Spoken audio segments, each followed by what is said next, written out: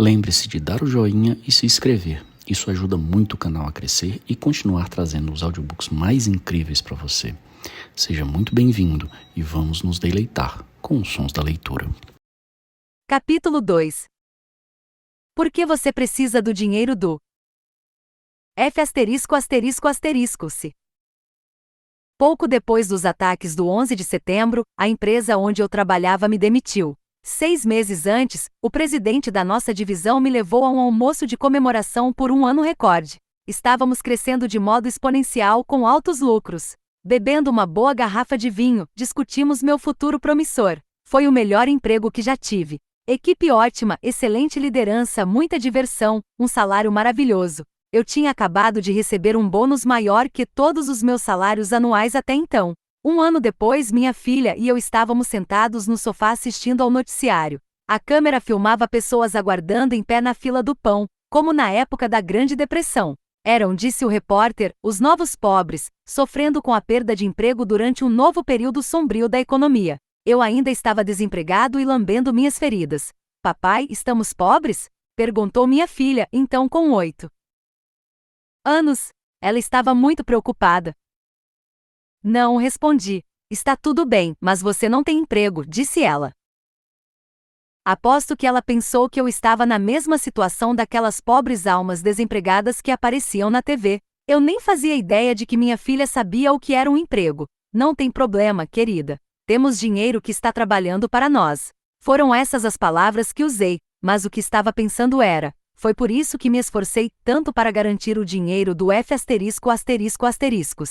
Já estava trabalhando para ter essa reserva muito antes de conhecer o termo. No começo eu podia até não saber o nome, mas sabia o que era e por que era importante. O dinheiro pode comprar muitas coisas, porém a mais valiosa delas é a liberdade.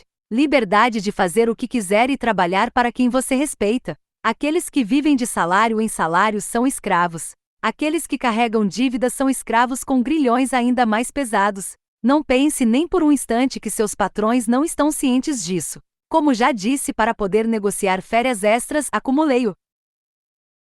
Primeiro dinheirinho do se 2 anos depois de conseguir meu primeiro emprego profissional. Em 1989, a quantia e a liberdade que proporcionava haviam aumentado substancialmente.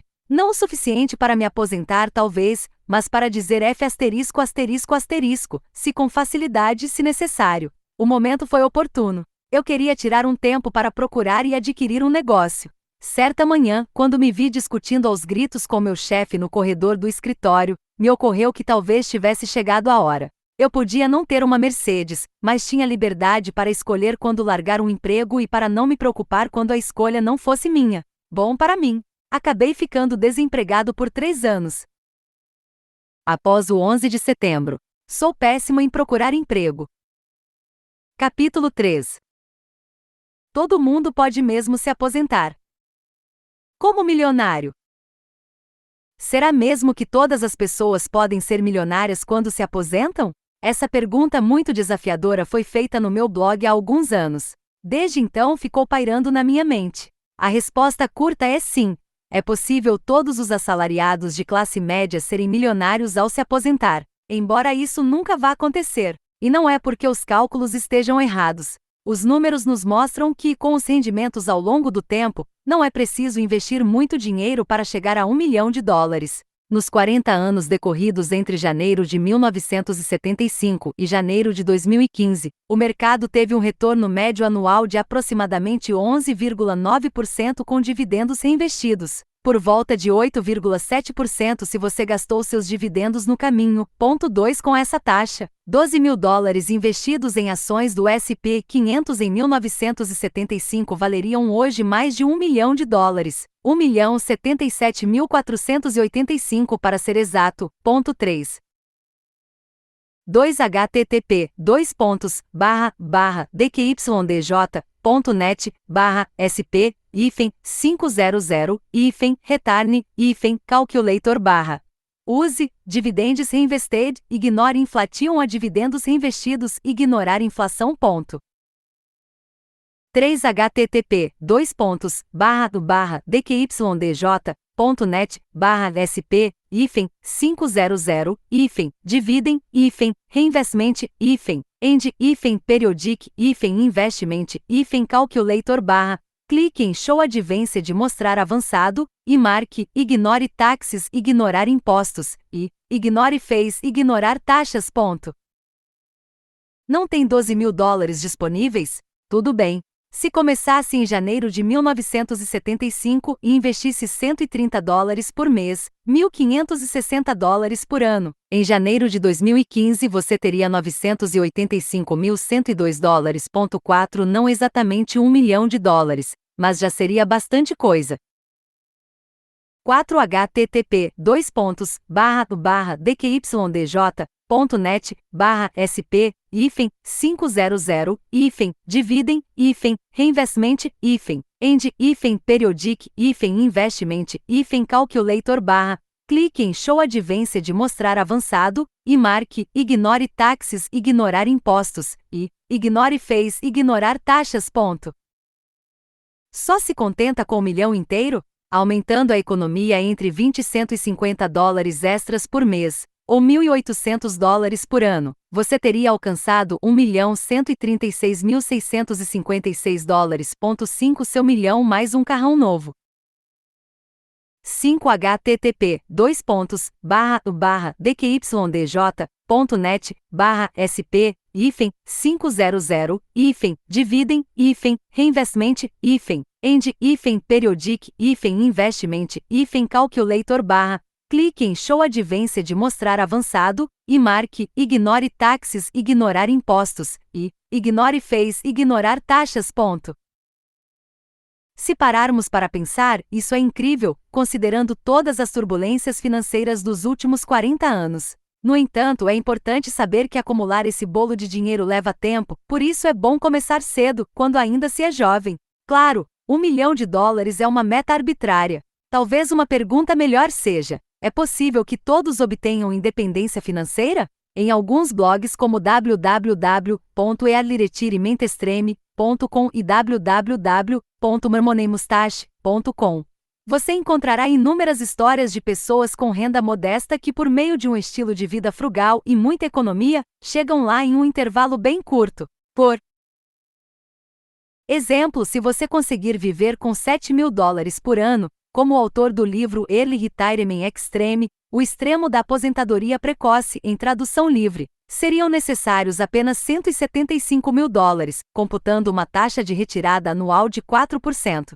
Lembro-me de almoçar com um amigo pouco antes do Natal de 1995. Ele tinha acabado de receber seu bônus anual, $800.000. Passou o almoço reclamando que era impossível bancar todas as despesas com um bônus porcaria de fim de ano de $800.000. E o que é de certa forma chocante, ao ouvi-lo listar suas despesas descobri que ele estava certo. Meu amigo torrava mais de $175.000 a cada 3 meses. A independência financeira era um sonho distante para ele. O dinheiro é algo muito relativo. Neste exato momento, tenho $100 na minha carteira. Para algumas pessoas, muito ricas, $10.000 valem menos do que isso em relação ao seu patrimônio líquido. Para outras riquíssimas, $100.000 teriam ainda menos valor. Para outras, os muitos indivíduos miseráveis no mundo, $100 podem ser mais do que ganham em um ano inteiro. Ter independência financeira significa tanto limitar as necessidades como ter dinheiro. Tem menos a ver com quanto você ganha. Pessoas de alta renda muitas vezes vão à falência, ao passo que gente que ganha pouco chega lá, do que com aquilo que você valoriza. O dinheiro pode comprar muitas coisas, e nenhuma delas é mais importante que sua independência financeira. Aqui está a fórmula simples. Gaste menos do que ganha, invista o excedente, evite dívidas. Como discutimos na introdução, se fizer apenas isso, você ficará rico, não apenas de dinheiro. No entanto, se o seu estilo de vida for equivalente à sua renda ou excedê-la, você pode dizer adeus às suas esperanças de independência financeira. Vamos examinar um exemplo. Suponhamos que você ganhe $25.000 por ano e decida que quer ter independência financeira. Seguindo algumas dicas de estilo de vida dos blogs acima, o ideal seria organizar seu cotidiano de maneira a gastar $12.500 anuais. Duas coisas importantes aconteceriam de imediato. Você reduziria suas necessidades e criaria uma fonte de dinheiro para investir. Agora usemos nossas calculadoras para simular alguns cenários. Supondo que você conquiste a independência financeira quando puder viver com 4% de seu patrimônio líquido a cada ano, precisará de $312.500. 312.500 multiplicação 4% é igual a $12.500. Investindo $12.500 a cada ano, investiríamos no fundo VSAX Vanguard Total Stock Market Index Fund Admiral Shares 6 e presumindo um retorno anual de 11,9% do mercado ao longo dos últimos 40 anos, você chegaria lá, $317.175, em mais ou menos 11 anos e meio. 7. 6. O VSAX é um fundo de ações administrado pela gestora Vanguard que virou referência de mercado. O autor criou um modelo de carteira que serve de exemplo para qualquer investidor. Por ser americano, ele cita investimentos disponíveis em seu país, mas com a abertura cada vez maior para brasileiros investirem no exterior, é possível replicar essa alocação. Também é possível comparar esses fundos a outros disponíveis no Brasil para construir uma carteira semelhante. Nota do editor. 7 http://www.calculator.net/investment-calculator.html. Clique na aba Endamon montante final. Neste ponto, suponhamos que você diga: parei de economizar e vou dobrar meus gastos e gastar toda a minha renda de $25.000 a partir de agora. Mas não vou mexer nas minhas economias de $312.500. Em apenas 10 anos, essa quantia chegará a $961.946,08 sem que você precise acrescentar um centavo. Esse montante rende $38.478 ao ano a uma taxa de retirada de 4%. Agora, você pode parar de trabalhar e também se dar um aumento bastante substancial. 8 http://www.calculator.net/investment-calculator.html. Clique na aba Endamon montante final. Para simplificar, ignorei os impostos neste momento. No entanto, presumi que você nunca terá um aumento de renda. Além disso, acrescentei as taxas de retirada do VSAX e de 4%. Não se preocupe, aprofundaremos esse tema um pouco mais à frente. Por enquanto, estamos apenas fazendo uma análise hipotética para ajudá-lo a ver se seu dinheiro pode comprar algo muito mais valioso do que mercadorias. Infelizmente, poucos enxergarão isso como uma opção. Forças de marketing onipresentes e poderosas tentam ocultar a ideia de que essa escolha existe. Sofremos um bombardeio incessante de mensagens nos dizendo que precisamos muito da mais nova bugiganga e que necessitamos da última tendência da moda. Se não tivermos dinheiro, não tem problema, nos dizem. É para isso que existem cartões de crédito e empréstimos rápidos. É esse pensamento que torna tão difícil para a maioria das pessoas enxergar como é possível alcançar um patrimônio líquido de $1 milhão com uma receita de 25 mil. E não se trata de uma conspiração maligna em ação. Trata-se apenas do mercado correndo atrás de suas próprias necessidades. Mas é mortal para sua riqueza. A ciência por trás da arte da persuasão é impressionante, e o dinheiro em jogo é enorme. As fronteiras entre a necessidade e o desejo são apagadas de maneira contínua e intencional. Anos atrás, um amigo comprou uma filmadora. Era a melhor que existia, e ele passou a filmar cada momento da vida do filho. Em uma explosão de entusiasmo, ele me disse: "Olha só, Jim, não dá para criar um filho sem uma destas." Ah, não. Dá sim. Bilhões de crianças foram criadas ao longo da história sem nunca terem sido filmadas. Muitas ainda são, incluindo a minha filha. Não é preciso ir longe para encontrar alguém que lhe contará sobre todas as coisas sem as quais não consegue viver. É bem provável que você conheça bastante gente assim. Mas se quiser ficar rico, tanto ao controlar suas necessidades quanto ao expandir seus ativos, vale a pena reexaminar e questionar essas crenças. Capítulo 4 Como pensar sobre dinheiro. Nível 1. Não tem só a ver com os gastos. Pegue uma nota destas, bonita e novinha, ou outra de valor semelhante na moeda do seu país.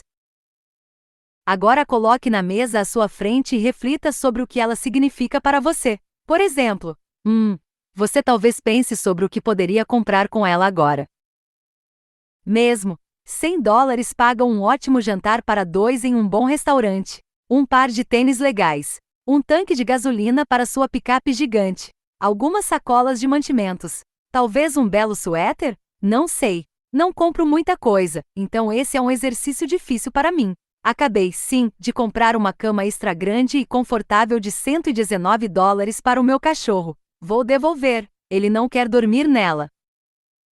2. Você talvez pense: 1. Eu poderia investir esse dinheiro. Historicamente, o mercado de ações dá um retorno entre 8% e 12% ao ano em média. Eu poderia gastar esse percentual a cada ano e continuar com meus $100 rendendo para mim. 3. Você talvez pense: mas a inflação e a oscilação do mercado me preocupam. Vou investir meus $100, mas gastarei apenas 4% ao ano. Reinvestirei qualquer ganho extra para que meus $100 cresçam e o rendimento acompanhe a inflação. 4. Você talvez pense: vou investir esse dinheiro, reinvestir o que render e reinvestir esse rendimento. Daqui a alguns anos, depois que os juros compostos fizerem sua mágica, vou pensar em gastá-lo. Você pode pensar em variantes, mas ao observar as reflexões acima é fácil notar que uma delas vai mantê-lo pobre, outra vai levá-lo para a classe média, outra o levará um passo adiante e a última o tornará rico. Pense em Mike Tyson. Ele foi um dos boxeadores mais intimidadores e formidáveis de todos os tempos. Poucos conseguiram dominar melhor o esporte. O mesmo não se pode dizer da batalha de Tyson contra a economia. Depois de ganhar cerca de $300 milhões, ele acabou falido. Segundo contam, seu estilo de vida, que consumia $400 mil mensais, foi de pouca ajuda. E como é sempre o caso com quem fica rico de repente sem ter conhecimento sobre finanças, suspeito que tubarões querendo mordiscar pedaços daquela fortuna logo o tenham cercado. Mas a raiz do problema é que, na época, ele entendia o dinheiro apenas como algo para comprar coisas. Não quero implicar com o Sr. Tyson, afinal não sou maluco. Ele não é o único com esse tipo de atitude em relação ao dinheiro. O mundo está repleto de atletas, artistas, advogados, médicos, executivos, etc., que ganharam uma cascata de dinheiro e, com muita frequência, deixaram a fortuna escoar para os bolsos de outros. Em certo sentido, eles nunca aprenderam a pensar em dinheiro. Não é difícil. Basta parar de pensar no que o dinheiro pode comprar e começar a raciocinar sobre o que ele pode render. Então pense sobre quanto esse rendimento pode render. Ao fazer isso, você verá que quando gasta, não apenas o dinheiro se perde para sempre, mas aquilo que ele poderia render também desaparece. É assim que funciona. Claro que não estou querendo dizer que nunca devemos gastar, mas quero que você compreenda todas as implicações de gastar seu dinheiro. Pense em comprar um carro por $20 mil. Qualquer pessoa sabe que depois de comprar o carro não terá mais os 20 mil. Pelo menos espero que saiba. No entanto, parece que a maioria das pessoas não entende que ao escolher financiar ou adquirir um empréstimo para comprar o carro, está dizendo: não quero pagar $20 mil por este carro. Quero pagar muito, muito mais. Nível 2. Pense nos custos de oportunidade. Agora eu gostaria que você refletisse sobre este conceito. Mesmo que pague à vista, o carro vai custar muito mais que $20 mil. Existe um custo de oportunidade em não ter mais esse dinheiro disponível para trabalhar para você. Custo de oportunidade é aquilo de que você abre mão quando compromete o dinheiro com uma coisa, como um carro, em vez de outra, como um investimento. E é fácil quantificá-lo. Você só precisa escolher um exemplo de como o dinheiro poderia ser investido se decidisse não gastá-lo. Já que falarei muito sobre o fundo VSAX, vamos usá-lo aqui. Por enquanto você precisa saber apenas que o VSAX é um fundo de investimento em ações que fazem parte de um índice da bolsa e, como tal, reflete a média de retorno do mercado, entre 8% e 12% ao ano. Como nosso exemplo, ele nos dá um número tangível a ser usado como custo de oportunidade. Vamos pegar a extremidade inferior da faixa, 8%. A 8% ao ano, $20 mil rendem $1.600 ao ano. Então, o carro de 20 mil custa na verdade $21.600, os 20 mil originais mais os 1.600 que poderiam ter rendido, mas isso é apenas no primeiro ano, e você terá esse custo de oportunidade todos os anos. Ao longo dos 10 anos em que talvez você mantenha o carro na garagem, isso equivale a 10 vezes 1.600 igual $16 mil. Agora, seu veículo de 20 mil já está custando 36 mil dólares. No entanto, estamos subestimando esses números. Não levamos em conta o que aquelas parcelas anuais de 1.600 dólares poderiam render por conta própria, nem o que esses rendimentos acrescentariam à sua conta bancária, e assim por diante. Se você ainda não estiver deprimido o suficiente, lembre-se de que os 20 mil dólares foram embora para sempre, assim como os 1.600 dólares em ganhos perdidos ano após ano. No final das contas, como é caro esse bendito carro? É provável que você já tenha ouvido falar na magia dos juros compostos. Resumindo, a ideia é que o dinheiro que você economiza rende juros. Esses juros também rendem juros. Isso causa um efeito bola de neve à medida que você ganha juros sobre uma quantia cada vez maior de dinheiro. Assim como a bola de neve, ela começa pequena, mas logo passa a crescer de maneira espetacular. É algo magnífico de acompanhar. Pense no custo de oportunidade como o gêmeo malvado da bola de neve. Uma das maravilhas de ter independência financeira é que, por definição, você tem dinheiro suficiente para que o poder dos juros compostos seja maior que o custo de oportunidade daquilo que gasta. Depois que tiver o dinheiro do se, você só precisa continuar reinvestindo para superar a inflação e manter seus gastos abaixo do limite que possa ser reabastecido pelas suas economias. Se ainda não tiver independência financeira e enxergá-la como um objetivo atraente, é bom olhar para os gastos sob o prisma do custo de oportunidade. Nível 3. Como pensar sobre investimentos. Warren Buffett é conhecido por ter dito: Regra N1. Nunca perca dinheiro. Regra N2. Nunca se esqueça da regra N1. Muitas pessoas tomam essas frases ao pé da letra e concluem que Buffett encontrou um jeito mágico de entrar e sair do mercado, evitando as quedas inevitáveis. Isso não é verdade e, aliás, ele já se pronunciou sobre a loucura que seria tentar fazê-lo. O Dow Jones começou o século passado com 66 pontos e terminou com 11.400. Como seria possível perder dinheiro em um período como esse? Muitas pessoas o fizeram porque tentaram ficar entrando e saindo. A verdade é que, durante a crise de 2008 a 2009, Buffett perdeu cerca de 25 bilhões de dólares, reduzindo sua fortuna de 62 para 37 bilhões. Os 37 bilhões restantes são o motivo pelo qual fiquei irritando os amigos dizendo: puxa, eu só queria a chance de ter perdido 25 bilhões. Assim como todos nós, Buffett não conseguiu prever como o mercado oscilaria. Aliás, por ter consciência de que prever esse tipo de situação é inútil, ele nem tentou. Mas, ao contrário de muitos outros, Buffett não entrou em pânico e vendeu suas ações. Ele sabia que tais eventos eram esperados. Continuou a investir, uma vez que o declínio acentuado ofereceu novas oportunidades. Quando o mercado se recuperou, como sempre acontece, a fortuna de Buffett teve também um salto. Algo idêntico às fortunas de todos aqueles que se mantiveram nos trilhos.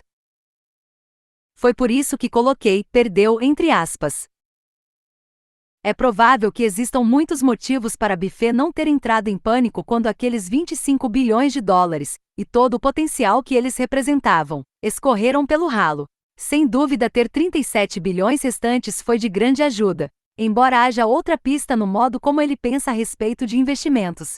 Buffett fala em ser proprietário dos negócios nos quais investe. Às vezes ele é dono de uma parte, sob a forma de ações, outras vezes é dono em sua totalidade. Quando o preço da ação de um de seus empreendimentos cai, Buffett sabe que ainda é proprietário da mesma porção daquela empresa. Desde que o negócio esteja sólido, as flutuações no preço das ações são irrelevantes. Vai subir e descer no curto prazo, mas boas empresas ganham dinheiro de verdade ao longo do caminho. Com isso, o valor de mercado aumenta de modo implacável com o tempo. Podemos aprender a pensar da mesma maneira que esse grande investidor. Mais uma vez, vamos usar o VSAX para explorar a ideia.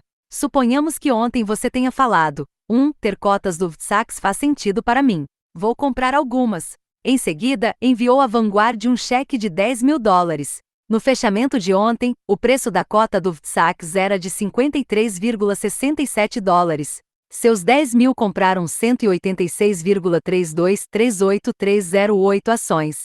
Se as cotas do VSAX estiverem sendo negociadas a 56 dólares na semana que vem, você talvez diga: meus 10 mil dólares agora valem 10.434. E o PI?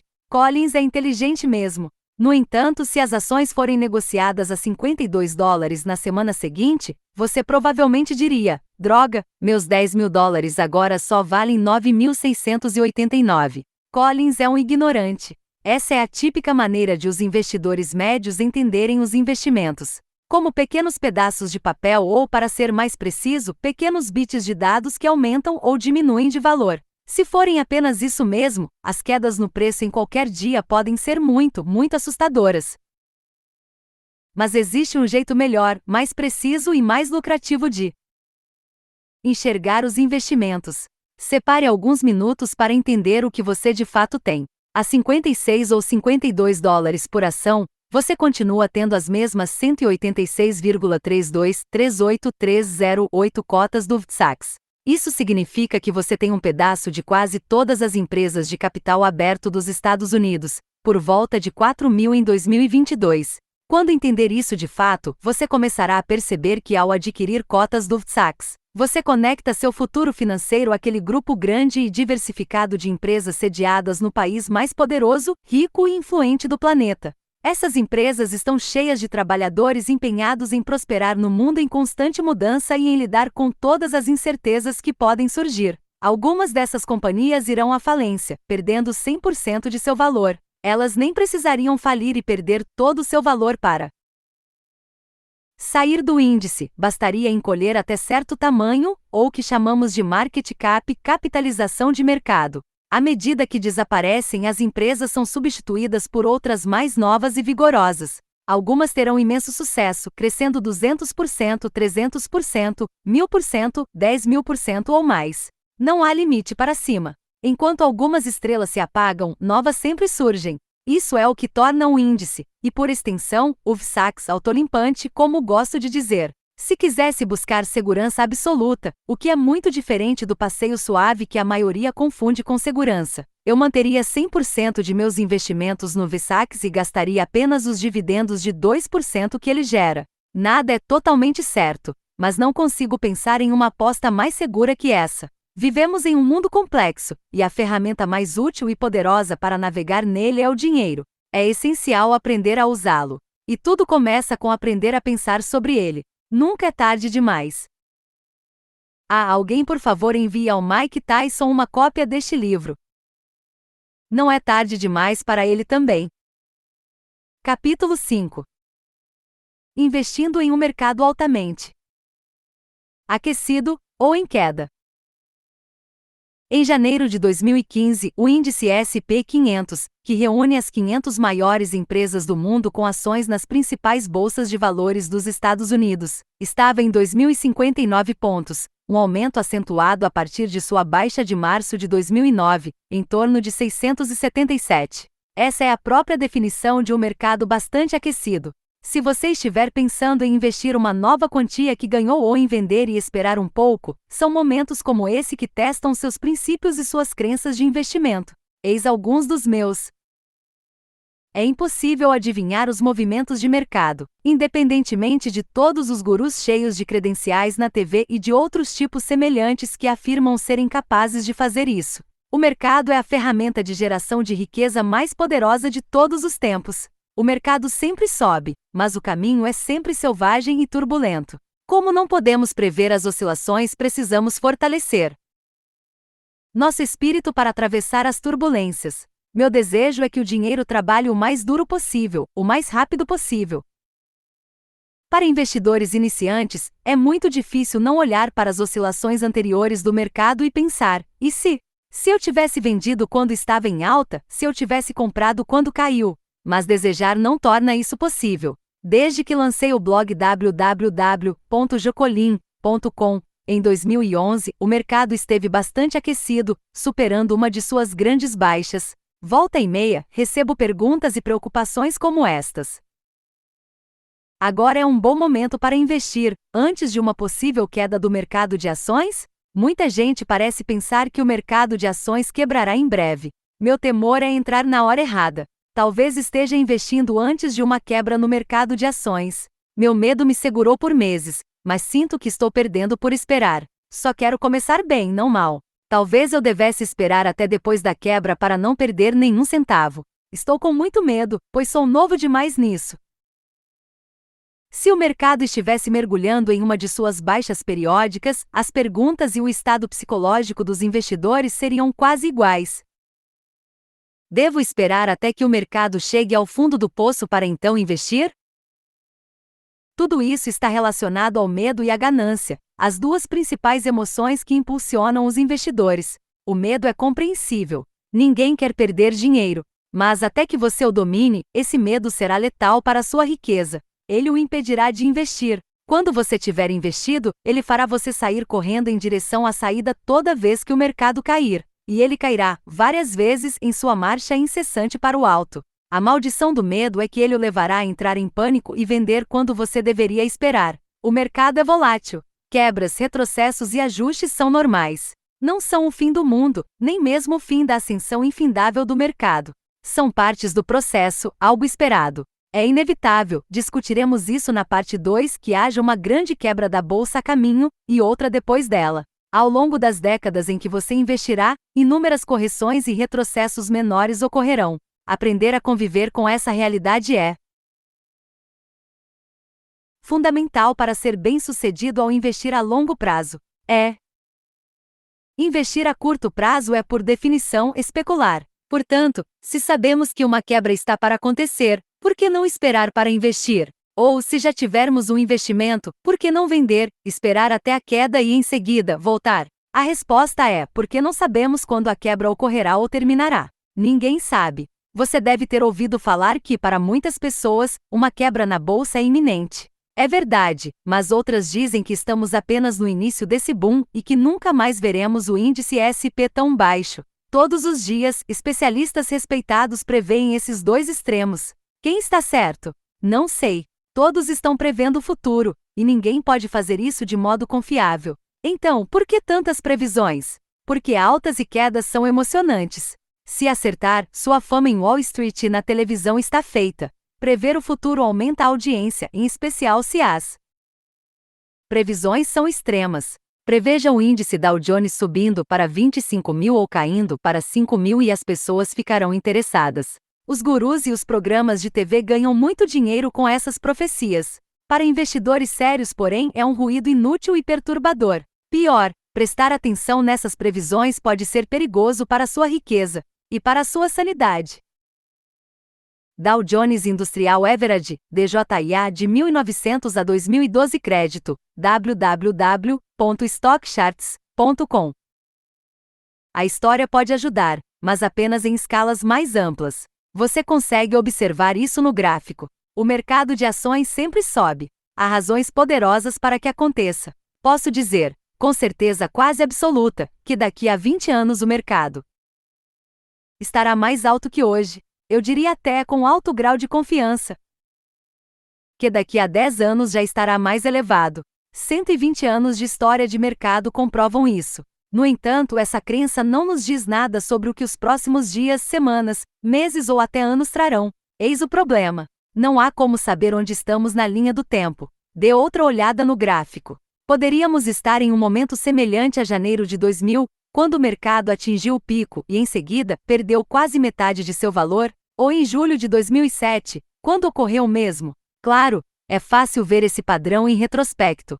Ou será que esse padrão se esgotou e agora nos encontramos em um período mais parecido com a época em que o mercado ultrapassou 1.000, 2.000, 3.000, 4.000 ou 5.000, quando cada nível foi ultrapassado para sempre? Não sei. O que sabemos é que cada um desses marcos foi superado em momentos como hoje, quando as pessoas estavam tão convencidas quanto agora de que o mercado estava alto demais e pronto para uma quebra.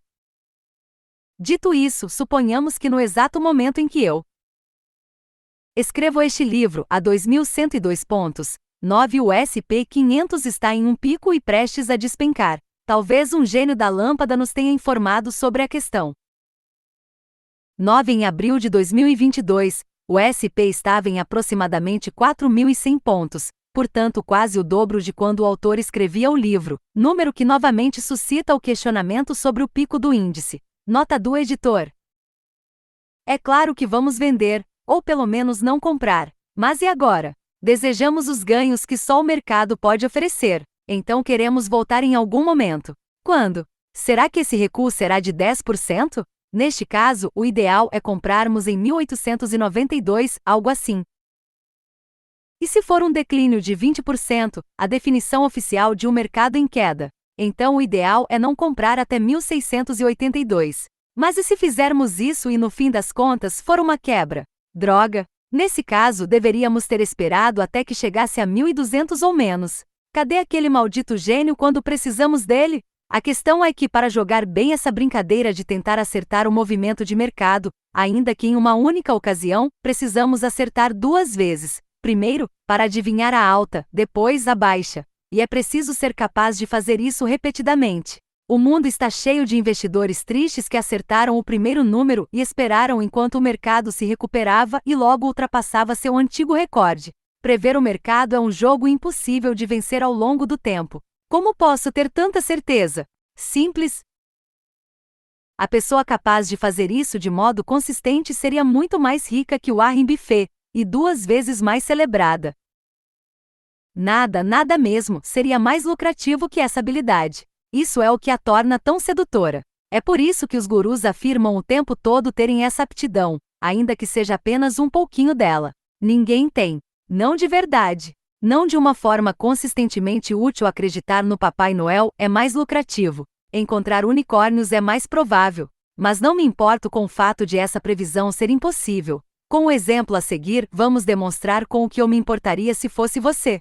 Suponhamos que você tenha 30 anos, o que significa que tem muito tempo à frente para investir. Eu voltaria a olhar aquele gráfico para observar que há 60 anos, o Dow Jones estava por volta de 250. Em janeiro de 2015, estava em 17.823,10. Isso ocorreu ao longo de décadas de turbulência e desastres financeiros, como os que advirão nos próximos anos. 10 Em abril de 2022, o Dow Jones chegou à marca de 33 mil pontos. Nota do editor. Se você considerar apenas os últimos 20 anos e a história do S&P 500, verá que em janeiro de 1995 estava por volta de 500. Em janeiro de 2015, atingiu 2059,11. Isso inclui o período entre 2000 e 2009, uma das piores fases da história do mercado, que culminou em uma quebra inferior somente à Grande Depressão. 11 Em abril de 2022, o S&P bateu a marca de 4.100 pontos. Nota do editor.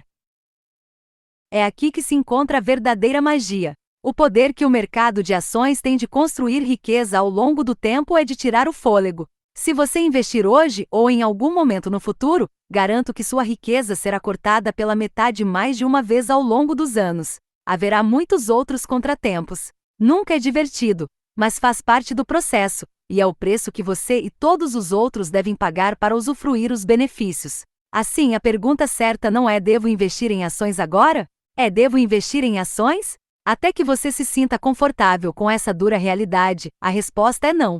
Até que você tenha certeza de que consegue observar seu patrimônio derreter e se manter nos trilhos, a resposta é não. Até que você aceite os riscos que vêm com as recompensas que busca, a resposta é não. No final, só você pode decidir. Investir não precisa ser tudo ou nada. Se você estiver disposto a abrir mão de algum desempenho, existem maneiras de suavizar um pouco percurso.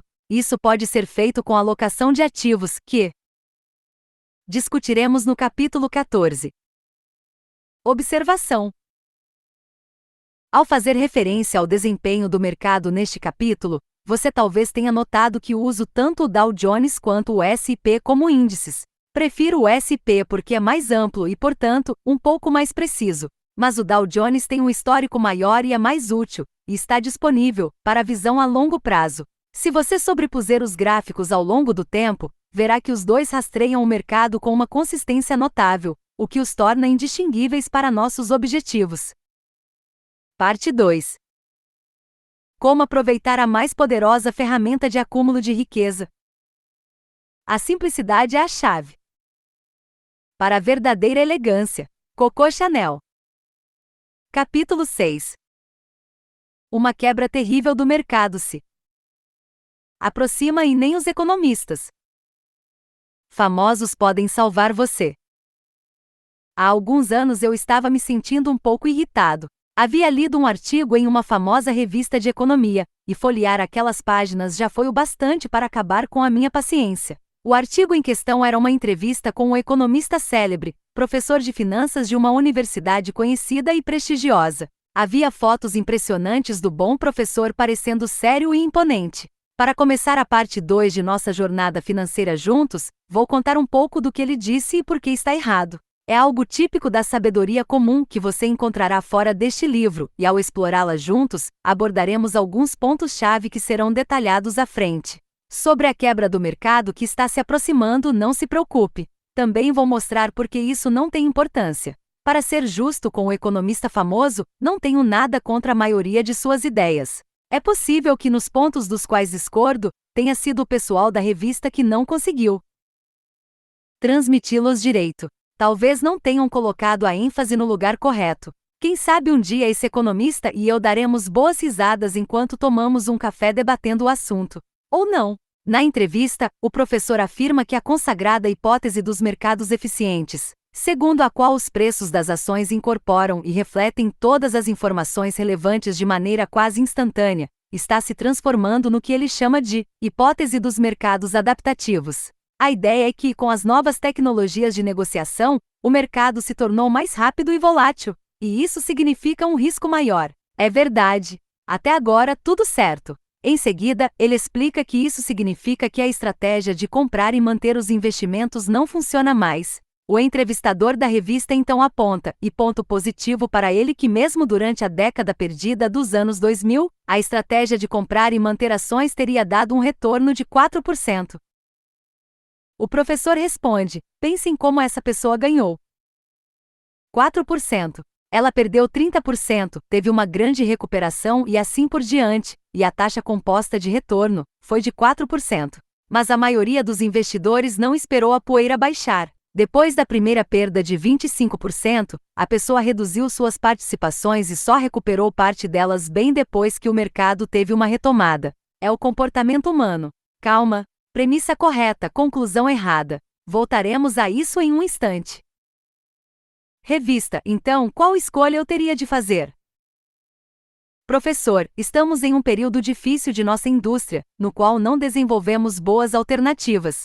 Sua melhor aposta é manter uma variedade de fundos mútuos com taxas relativamente baixas e tentar gerenciar a volatilidade dentro de uma extensão razoável. Você deve diversificar não apenas com ações e títulos, mas em todo o espectro de oportunidades de investimento, ações, títulos, moedas e commodities, tanto dentro como fora do país. Revista: o governo tem papel na prevenção dessas crises? Professor: não é possível evitar crises financeiras. Nos comentários online do artigo, um leitor chamado Patrick acertou em cheio: então os mercados são eficientes, exceto quando não são. E comprar e segurar não funciona porque a maioria das pessoas abandona a estratégia na hora errada. Sabedoria ok, mas isso é novidade? Nota 10 para você, Patrick. Pior ainda é a recomendação do professor de manter todo o espectro de oportunidades de investimento. Essa é a solução dele para lidar com o novo mundo dos investimentos que sua hipótese dos mercados adaptativos sugere? Já que ele afirma que comprar e manter não funciona mais, parece estranho sugerir que os investidores comprem e retenham quase todos os tipos imagináveis de ativos. Como assim? Aceitemos a premissa do professor de que os mercados se tornaram mais voláteis e o mais provável é que sigam desse modo. Não tenho certeza se acredito nisso, mas tudo bem, ele é o economista credenciado. Também podemos concordar que o investidor comum tende a entrar em pânico e tomar decisões ruins. Ainda mais quando os gurus estão alinhados com uma mesma opinião. Concordamos que não é possível prevenir crises financeiras. Há mais delas por vir. Então, a pergunta mais importante é: qual é a melhor forma de lidarmos com isso? O professor, e muitos como ele, diz: trate os sintomas. Ele adota o padrão muito comum de ampla alocação de ativos. Sugeriria que investíssemos em tudo e esperássemos que um ou dois desses filhotes sobrevivesse. Fazer isso da forma correta daria um trabalhão. Seria necessário entender todas as diversas classes de ativos, decidir qual porcentagem manter de cada um deles e escolher como adquiri-los. Depois seria preciso acompanhá-los, reequilibrando conforme necessário. O resultado de todo esse esforço é garantir um desempenho abaixo da média ao longo do tempo, oferecendo a esperança pálida de uma segurança maior. Lembro-me da citação: aqueles que trocariam a liberdade pela segurança não merecem nenhuma das duas. Eu digo: trate de criar coragem e curar seu mau comportamento. Isso significa que você precisa reconhecer o estado mental contraproducente que causa más decisões de investimento, como a venda em decorrência do pânico, e corrigi-lo por conta própria. Ao fazer isso, seus investimentos serão muito mais simples e seus resultados, muito mais sólidos. Para começar, você deve entender algumas coisas sobre o mercado de ações. Quebras de mercado são esperadas. O que aconteceu em 2008 não foi algo inédito. Já ocorreu antes e voltará a ocorrer, várias vezes. Nos 40 anos desde que comecei a investir, tivemos a Grande Recessão de 1974 a 1975, a enorme inflação do final dos anos 1970 e início dos anos 1980. Levante a mão se você se lembra dos broches Win VIP Inflation Now, ou acabe com a inflação agora. Os juros de financiamento imobiliário passavam de 20%. Era possível comprar notas do Tesouro de 10 anos pagando 15% ou mais. A infame capa da Business Week de 1979, a morte das ações, que, como se viu, marcou o início do mercado mais aquecido de todos os tempos. A quebra de 1987, incluindo a Segunda-feira Negra, a maior queda em um único dia da história. Os corretores foram literalmente para o peitoril das janelas, e alguns de fato pularam. A recessão do início dos anos 1990. A bolha da internet no final dos anos 1990. O fatídico 11 de setembro. E aquele pequeno desentendimento em 2008. 2. O mercado sempre se recupera. Sempre. E se algum dia não acontecer de se reerguer, nenhum investimento será seguro e nenhuma dessas ideias financeiras vai importar de qualquer forma. Em 1974, o Dow fechou em 616 pontos. No final de 2014, estava em 17.823,12 ao longo desse período de 40 anos. De janeiro de 1975 a janeiro de 2015, cresceu, com dividendos reinvestidos, a uma taxa anual de 11,9%. 13 Se você tivesse investido $1.000 e deixado lá, eles teriam se transformado em $89.790. 14 No início de 2015. Um resultado impressionante passando por todos aqueles desastres já descritos. 12 http www.bleazing.com/gia-close.htm 13 http dqyd.net/sp-500-return-calculator/ Use dividendos reinvested, ignore inflation a dividendos reinvestidos, ignorar inflação. 14 https://dqyd.com/sp-500-reinvestment-calculator clique em Show Advanced mostrar avançado e marque ignore taxes, ignorar impostos e ignore fees, ignorar taxas. Tudo o que você teria que fazer era tomar coragem e deixar as coisas correrem. Pare um momento e absorva essa informação. Todo mundo ganha dinheiro quando o mercado está subindo. Mas o que determina se isso o tornará rico ou o deixará sangrando na beira da estrada é o que você faz quando o mercado entra em colapso. 3. O mercado sempre sobe. Sempre. Aposto que ninguém lhe contou isso antes. Mas é verdade. Entenda que isso não quer dizer que seja uma subida suave. Não é. Na maioria das vezes a estrada é sinuosa e esburacada. Mas ela sempre, e quero dizer sempre, leva para cima. Não todo ano. Não todo mês. Não toda semana e não todo dia. Mas pare um momento e olhe de novo para o gráfico do capítulo anterior. A tendência é implacável, atravessando repetidos desastres, sempre subindo. 4. O mercado de ações é a classe de investimento com melhor desempenho no tempo. Nenhuma outra se compara a ele. 5. Os próximos 10, 20, 30, 40, 50 anos trarão tantos colapsos, recessões e desastres quanto o passado. Como diz o bom professor, não é possível evitá-los.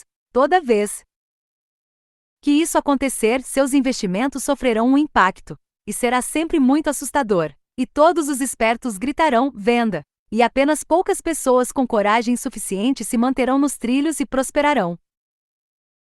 6. Você tem que criar coragem, aprender a ignorar o barulho e atravessar a tempestade, adicionando ainda mais dinheiro aos seus investimentos à medida que for avançando.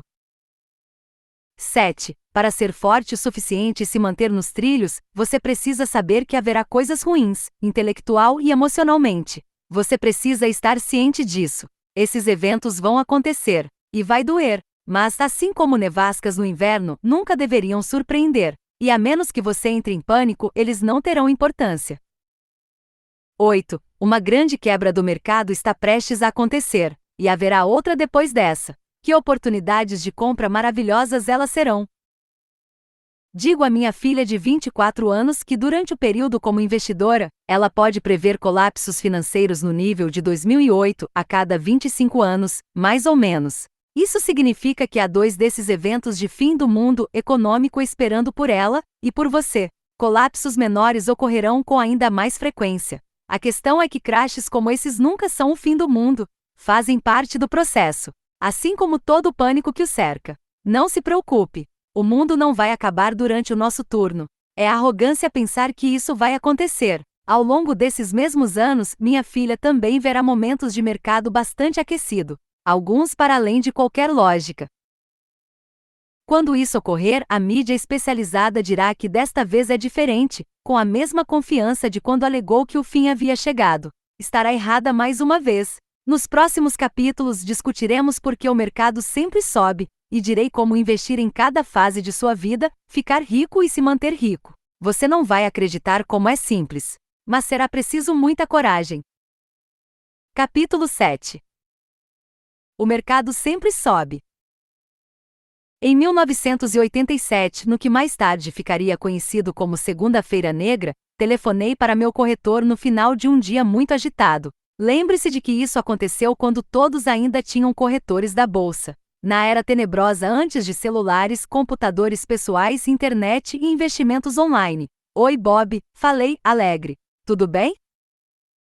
Houve um longo momento de silêncio. Você está brincando, disse ele. A voz dele parecia terrível. Brincando sobre o quê? Jim, acabamos de ter o maior colapso da história. Os clientes estão gritando comigo o dia todo. Está todo mundo em pânico. O mercado caiu mais de 500 pontos. Mais de 22%. Esse foi o instante em que me sintonizei com o restante do planeta, ficando bem atordoado. É difícil descrever a sensação exata daquele momento. Nem mesmo na Grande Depressão houvera um dia como esse. E não houve outro igual desde então.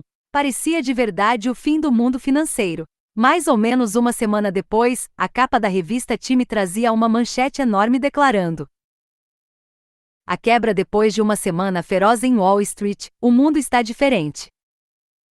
A revista estava errada. Quebras, ainda que dessa magnitude, são parte normal do processo.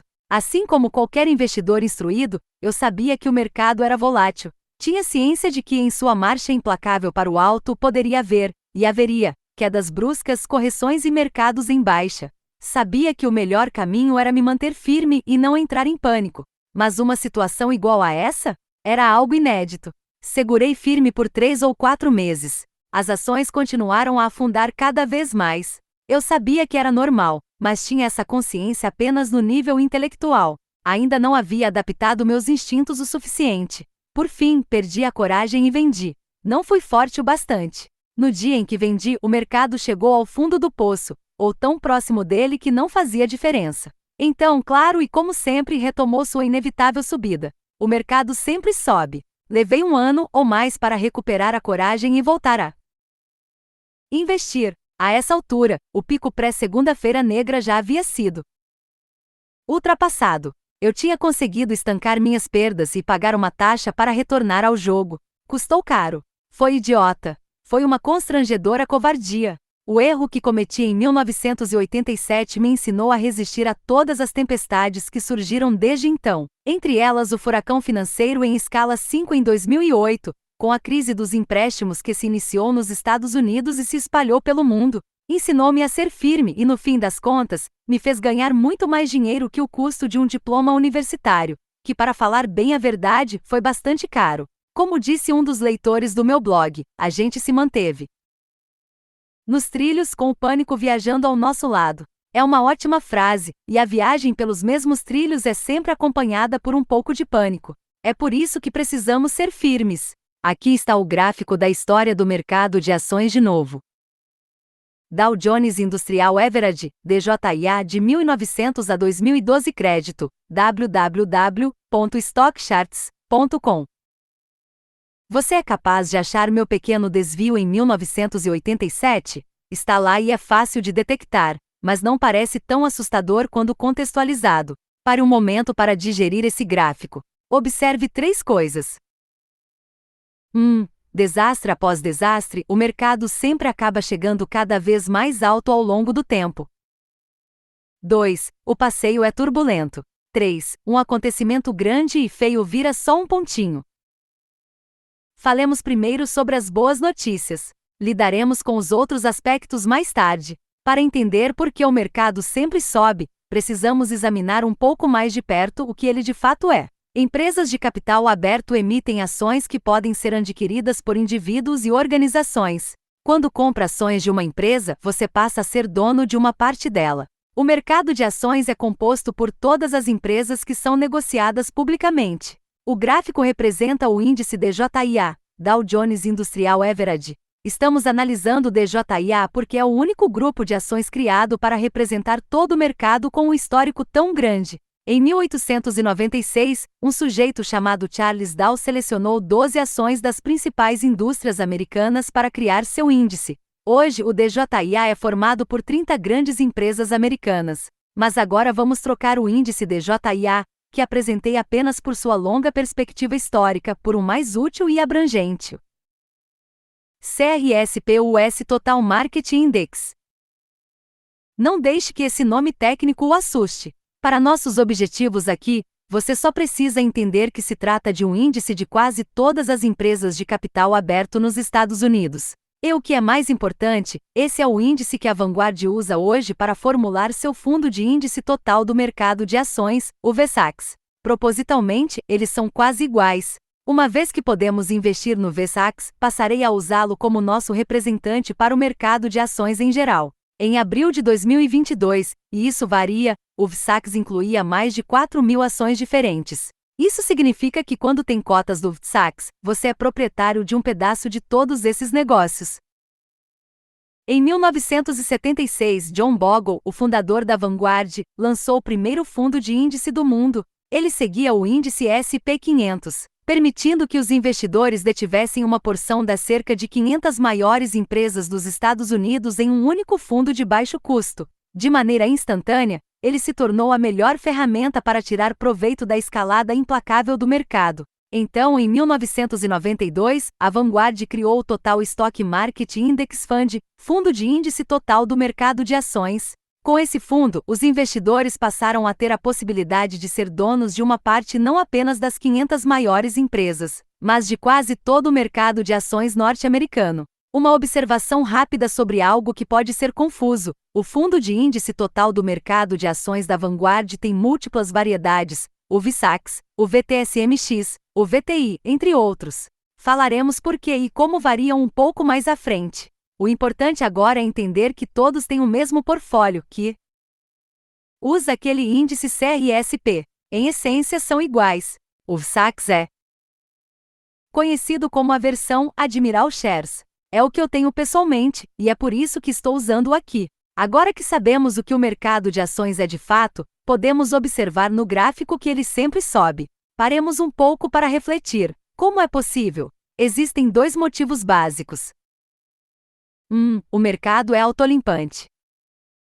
Dê uma olhada nas 30 ações do DJIA. Quer tentar adivinhar quantas das 12 originais ainda estão nele? Apenas uma: a General Electric. A maioria das 30 empresas de hoje não existiam quando o Sr. Dow elaborou sua lista. A maior parte dos negócios originais atingiu seu ápice, desapareceu ou se transformou em algo novo. Este é um ponto crucial: o mercado não é estagnado. Empresas Desaparecerem e serem substituídas por sangue novo é algo rotineiro. Isso também se aplica ao VSAX. Ele tem ações de quase todas as empresas negociadas publicamente em Bolsa de Valores dos Estados Unidos. Agora, imagine esses mais de 4.000 negócios ao longo de um gráfico clássico de curva de sino que descreve o desempenho anual de suas ações. Gráfico genérico de curva de sino. Os poucos à esquerda terão o pior desempenho. Os poucos à direita, o melhor. Entre os dois extremos, todo o restante dos negócios terá um desempenho variado. Qual é o pior desempenho possível de uma ação ruim? Perder 100% de seu valor, fazendo com que seu preço caia a zero. Nesse caso, é claro, ela desaparece e nunca mais ouvimos falar dela. Agora vamos pensar sobre o lado direito da curva. Qual é o melhor desempenho que uma ação pode ter? 100% de retorno? Sem dúvida isso é possível. Mas 200%, 300%, 1000%, 10.000% ou mais também o são. Não há limite para subir. O resultado líquido é um poderoso viés para cima. Se usássemos esse modelo para todas as ações no VSAX, descobriríamos que à medida que algumas estrelas desaparecem, novas empresas são criadas, crescem, prosperam e abrem capital na bolsa. Esse processo do novo substituindo o morto e o agonizante é o que torna o mercado, e consequentemente o VSAX, autolimpante. Mas observe que isso só funciona com fundos de índice de base ampla.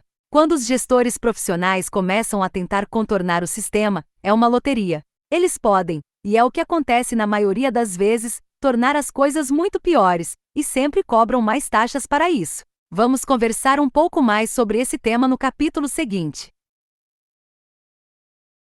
2. Ter ações é ser proprietário de uma parte de empresas vivas e dinâmicas, cada uma se esforçando ao máximo para ser bem-sucedida. Entender por que o mercado de ações tem uma ascensão implacável requer uma compreensão do que de fato temos com o VSAX. Somos proprietários de uma parte de quase todas as empresas de capital aberto dos Estados Unidos. As ações não são meros números na tela do computador. Ser dono delas significa ter uma parte de um negócio. Essas empresas estão repletas de pessoas trabalhando dia e noite para expandir e servir a sua base de clientes. Estão competindo em um ambiente implacável, que recompensa aqueles que são capazes de fazer acontecer e descarta os demais. É essa dinâmica intensa que torna as ações e as empresas que elas representam a classe de investimentos mais poderosa e bem-sucedida da história. Assim temos essa maravilhosa ferramenta de geração de riqueza que marcha para cima, mas e este é um mais bem grande, faz com que muitas pessoas percam dinheiro no mercado. É um passeio turbulento e inquietante. Além disso, há aquele acontecimento grande e feio. Falaremos sobre isso a seguir.